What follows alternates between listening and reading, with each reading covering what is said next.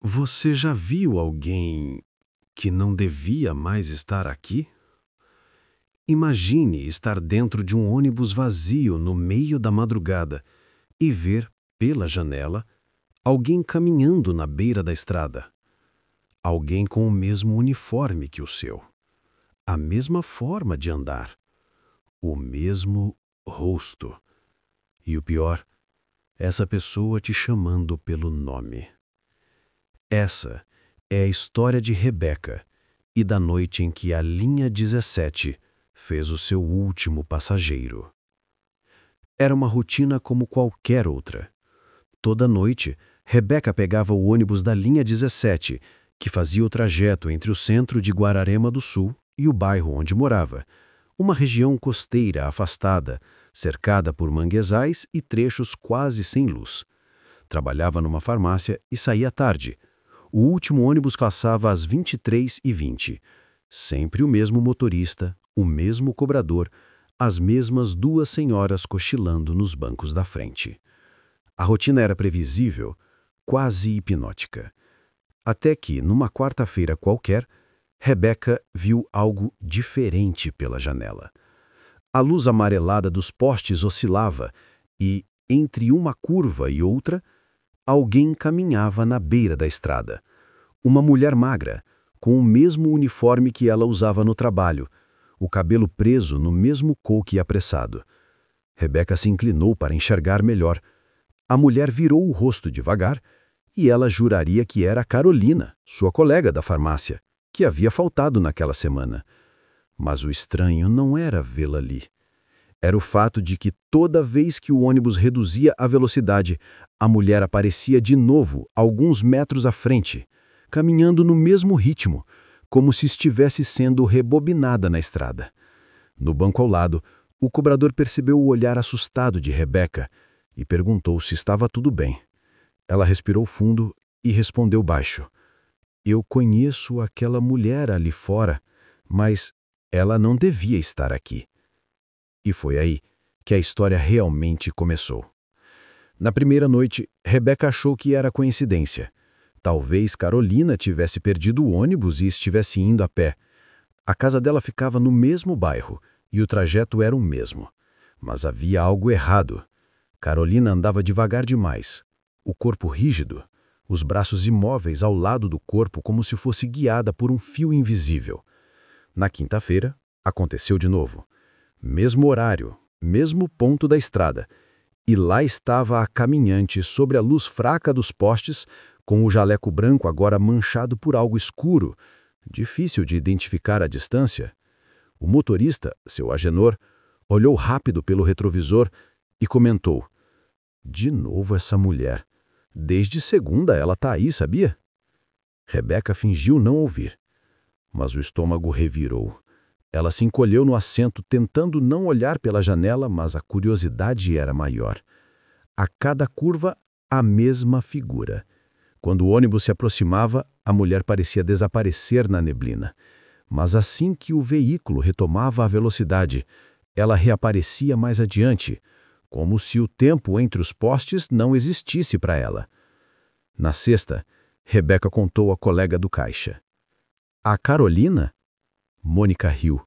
"Rebeca, a Carolina sofreu um acidente na segunda, foi atropelada indo para o ponto de ônibus, está internada, em coma." Rebeca ficou muda. Voltou para casa em silêncio, com o som do motor ecoando no peito. Quando o ônibus fez a curva da Praia Velha, ela viu de novo a figura de jaleco branco, e dessa vez, a mulher virou o rosto completamente para ela, abrindo um sorriso que não parecia humano. O motorista freou. O cobrador praguejou. Mas Rebeca só conseguia pensar numa coisa. Se Carolina estava em coma, quem diabos era aquela mulher caminhando lá fora? Na noite seguinte, a chuva fina grudava no vidro e fazia a luz dos postes estourar em halos. Rebeca sentou no mesmo banco, lado do corredor, tentando manter distância da janela. O ônibus partiu vazio, rangendo nas curvas da orla. Quando passaram pela fábrica desativada, um ruído de estática percorreu o alto-falante, como se alguém tentasse sintonizar uma estação morta. Seu Agenor bateu no painel, o chiado cessou. O cobrador, Damião, ajeitou a corrente que usava no pulso e seguiu contando as passagens. Tudo parecia normal, até que não era mais. A cada trecho escuro, uma figura surgia no limite do farol. Jaleco úmido, coque apertado, passos sempre igual. Rebeca não queria conferir, mas os olhos fugiam sozinhos. Na janela ao lado, o vapor da respiração formou um pequeno embaçado. E do lado de fora, um dedo riscou o vidro pelo lado de fora. Traço lento, sem pressa, deixando um rastro limpo no meio da névoa. R-E-B-K. A caligrafia era conhecida. Era a letra arredondada de Carolina nos bilhetes do estoque. O estômago de Rebeca subiu à garganta. Damião percebeu o movimento de algum braço junto à janela e deu um passo naquela direção. Quando chegou, não havia ninguém do lado de fora, só a marca do nome, ainda escorrendo água. A caminhante reapareceu adiante, já ultrapassando o ônibus, sem correr, como se a estrada fosse um circuito curto repetido em fita. Rebeca apertou o parafuso do assento com a ponta dos dedos até a pele ficar branca. O veículo vibrou ao cruzar a ponte do manguezal. Do lado de fora, a mulher caminhava sobre a calçada de concreto cracada. Uma poça refletiu o jaleco e, por um instante, a imagem no reflexo não tinha rosto. Apenas a mancha escura onde deveria haver a boca. Rebeca piscou e o reflexo voltou ao normal com aquele sorriso fino demais. Damião puxou a cordinha do sinal sem descer. Era um tique nervoso. Seu Agenor, sem desviar os olhos da pista, murmurou baixo, como quem fala consigo. Não encosta no vidro. Rebeca recuou o ombro. O nome escrito ficou ali, brilhando sobre a luz amarela, até a próxima curva apagar tudo. Rebeca tentou mudar de assento na segunda-feira seguinte.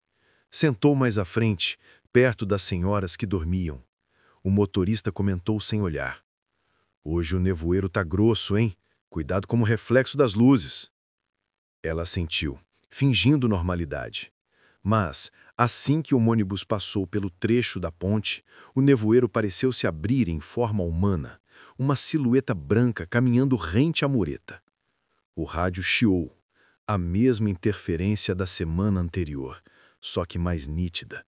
No meio da estática, uma voz, a voz de Carolina, repetia o nome de Rebeca, arrastando as sílabas. Re-be-ca.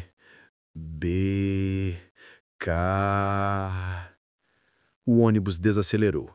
Damião olhou para fora e fez o sinal da cruz.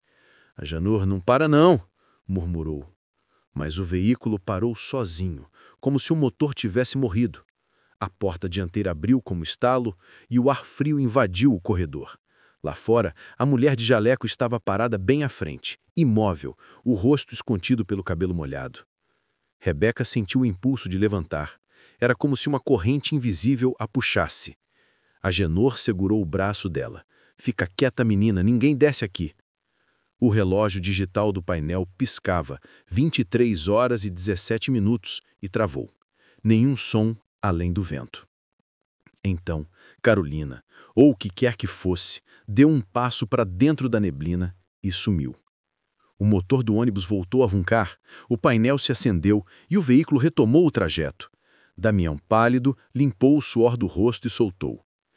Desde que atropelaram ela ali, essa linha nunca mais teve paz. Rebeca ficou muda, sentiu o coração batendo no pescoço. Afinal, o ônibus parou sozinho e a porta abrira por dentro. Depois daquela parada, Rebeca passou o fim de semana em casa, tentando esquecer. Mas o corpo parecia carregar o frio do ônibus. O vento noturno entrava pelas frestas da janela e ela jurava ouvir o mesmo sussurro. Re-be-ca. Na segunda-feira, prometeu a si mesma que pegaria uma carona, mas o colega que costumava dar boleia avisou que o carro estava no concerto. Acabou cedendo à rotina e às 23 horas e 20 minutos estava de novo no ponto. A névoa era espessa e as luzes da avenida piscavam. Quando o ônibus surgiu, senti um arrepio percorrer o corpo. como se o veículo carregasse algo além de passageiros. Dessa vez o ônibus veio quase vazio. As senhoras da frente não estavam, Damião cochilava. O silêncio era tão denso que se ouvia o motor respirando. Rebeca fechou os olhos tentando ignorar a sensação de ser observada, mas o som de passos molhados do lado de fora a fez abrir os olhos. Na curva da colina, lá estava de novo a figura branca, agora sem sapatos, os pés marcando a calçada encharcada. Ela virou o rosto. Não sorria, só apontava para a porta do ônibus como se pedisse que Rebeca descesse. O motorista, visivelmente tenso, fez o sinal da cruz e acelerou. O ônibus chacoalhou, as lâmpadas piscando, e Rebeca jurou ouvir o estalo das unhas batendo no vidro ao lado dela, 3 vezes compassadas. Tum, tum, tum. Damião acordou assustado, gritando: "Bateu onde?" Nada, o vidro intacto. Mas quando o farol cruzou o último trecho de areia antes do bairro de Rebeca, a luz revelou pegadas frescas na lateral do ônibus, como se alguém tivesse caminhado agarrada do lado de fora durante todo o percurso. E foi aí que Rebeca percebeu que aquela coisa não queria apenas ser vista, ela queria entrar. Na quarta-feira, Rebeca jurou que não entraria mais naquele ônibus, mas o destino tem um jeito cruel de repetir caminhos. O relógio marcava 23 horas e 15 minutos quando ela avistou a luz amarelada vindo da esquina. A chuva caía fina e o motorista, sempre o mesmo, fez um aceno cansado. Rebeca subiu sem olhar para os lados. Damião não estava. O cobrador novo, um rapaz jovem demais para aquele turno, cumprimentou-o com um sorriso incômodo. "Primeira semana, moça. Dizem que essa linha é tranquila." Ela apenas assentiu e foi para o fundo. O banco ainda guardava o formato de seu corpo. O motor roncou. A paisagem passava em borrões. No meio do trajeto, o ar ficou denso. O som do motor oscilou, como se o ônibus subisse um morro invisível. Rebeca virou o rosto para a janela e, na curva da Praia Velha, a caminhante estava parada no acostamento. Mas dessa vez, ela não esperou. Com um estalo metálico, a porta do ônibus se abriu sozinha. O cobrador gritou com o motorista, que pisou no freio e olhou pelo retrovisor, mas ninguém subira. Ninguém que eles vissem. Mas Rebeca, porém, sentiu o assento afundar ao seu lado. O cheiro de hospital, de éter e cabelo molhado encheu o ar. Ela virou devagar. E lá estava a Carolina, ou algo que se parecia com ela, o rosto pálido e o sorriso que não alcançava os olhos. "Eu te avisei que não ia sozinha", murmurou a voz rouca. O cobrador gritou, o ônibus derrapou, mas ninguém mais via o que Rebeca via. A figura virou o rosto para ela, umidade pingando do queixo. "A gente nunca volta sozinha da última viagem, Rebeca." Rebeca gritou. O ônibus parou. Quando abriram as portas, ela estava no chão, pálida, tremendo, o banco ao lado vazio e completamente encharcado. Se essa história já te fez olhar 2 vezes pela janela, curte o vídeo e se inscreve, porque o que vem agora é a parte que nunca foi contada. Se você também sentiu um arrepio agora, curte o vídeo e se inscreve no canal, porque o que vem a seguir é ainda mais estranho. Rebeca acordou em casa, sem lembrar como tinha chegado. A mãe contou que 2 homens, o motorista e o novo cobrador, a deixaram no portão. Disseram que ela passou mal dentro do ônibus, que teve um desmaio repentino. Mas o que ninguém soube explicar era por que o uniforme dela estava completamente encharcado, como se tivesse caído num rio. Na manhã seguinte, o espelho do quarto estava coberto de uma película fina de água, embora o ambiente estivesse seco. No vidro, algo rabiscado com o dedo. Linha 17, última viagem. Rebeca apagou as letras com a manga do casaco e foi para o trabalho decidida a esclarecer tudo. Chegando lá, procurou notícias da Carolina. A gerente contou que o estado dela piorara durante a madrugada. Os aparelhos registraram um pico de atividade cerebral exatamente às 23h18, o mesmo horário em que Rebeca desmaiara dentro do ônibus. O sangue dela gelou. Coincidência? Reflexo? Ou alguma ligação que atravessava a distância entre o corpo e o que restava da alma? O motorista, seu Agenor, apareceu na farmácia por volta do meio-dia. Menina, você lembra de ontem? Ele perguntou hesitante. Rebeca balançou a cabeça. Lembro que... Ela estava lá, dentro do ônibus. Agenor olhou para o chão. Achei que fosse delírio seu, mas... Quando abri o ônibus hoje cedo, o último banco estava molhado de novo. E no vidro, seu nome, escrito por dentro. Rebeca quase desabou. E o motorista completou. Ninguém mexeu no ônibus depois que deixei você em casa. Ela sentiu as pernas tremerem. Porque se ela estava ali, viva, quem mais andava pegando aquele ônibus? Naquela noite, Rebeca não conseguiu dormir. Cada ruído da casa parecia um chamado distante, um eco do motor do ônibus voltando pela memória. Às 23h18, o relógio digital piscou. Exatamente o mesmo horário do desmaio. E o telefone fixo da sala, aquele que ninguém usava há anos, começou a tocar. 3 toques. Silêncio. Mais 3 toques. O coração de Rebeca batia tão forte que ela precisou cobrir o peito com a mão. Atendeu, com a voz trêmula. Alô? Do outro lado, um ruído de vento e água, depois uma voz abafada, feminina, arrastando as sílabas como se viessem debaixo d'água. Rebeca. Ela deixou o telefone cair. O som continuava vindo, mesmo com o fone no chão. A mãe apareceu na porta perguntando o que estava acontecendo, mas Rebeca não conseguia responder. Foi até a janela, puxada por uma sensação instintiva. Na rua deserta, parada sob o poste piscando, estava a mulher de jaleco branco. Só que agora o rosto estava visível, e era igual ao de Rebeca. Ela observava a casa com os olhos imóveis, a pele pálida, o cabelo molhado colado ao rosto. Rebeca recuou. O telefone parou de tocar. E lá fora, a outra Rebeca levantou lentamente o braço e apontou para o fim da rua, onde um ônibus vinha se aproximando, com o letreiro piscando em vermelho. Linha 17, última viagem. O barulho dos freios ecoou pela noite.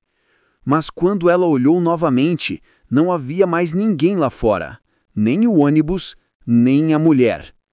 Só o som distante do mar.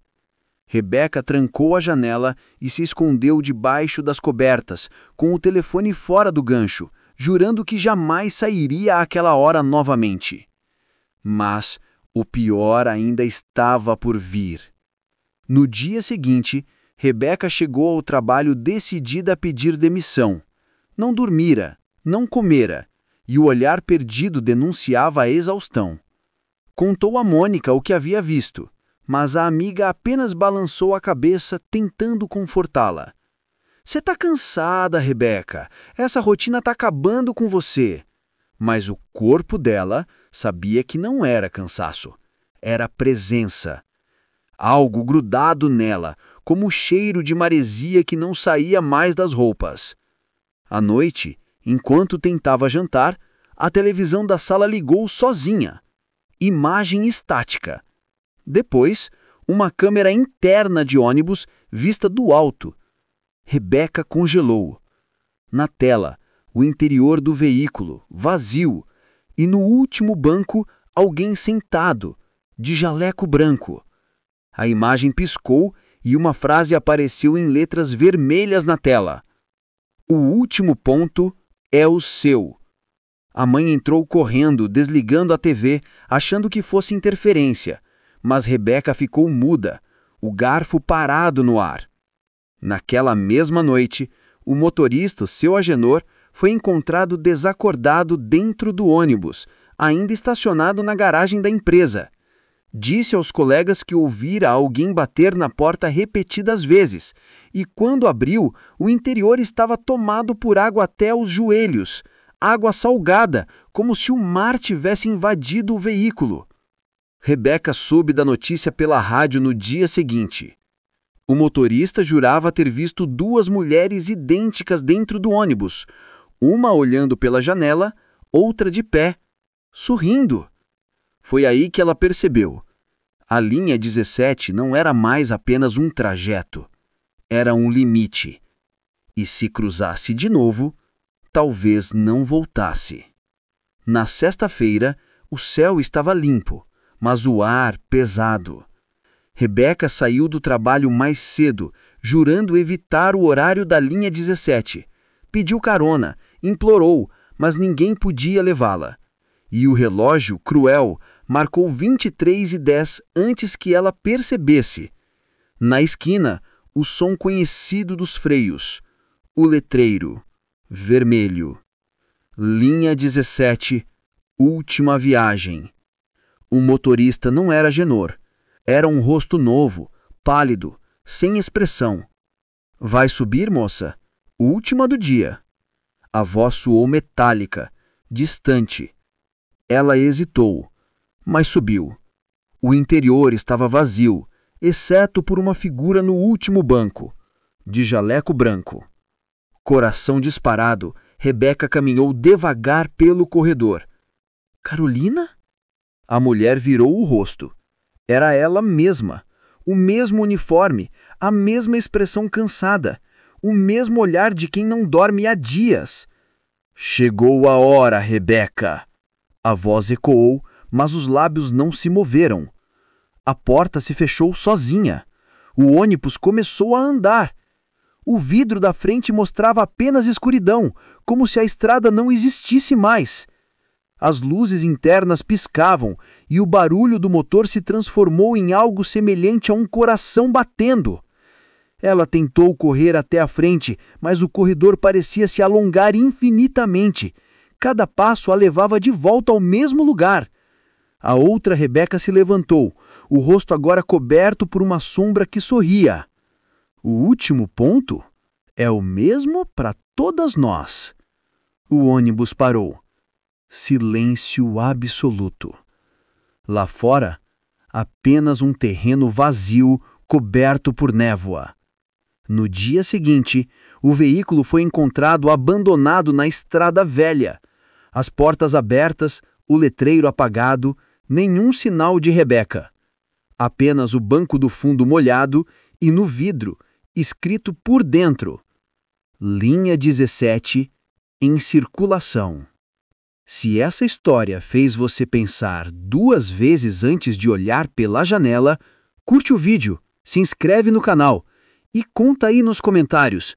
Você acredita que há caminhos dos quais ninguém volta?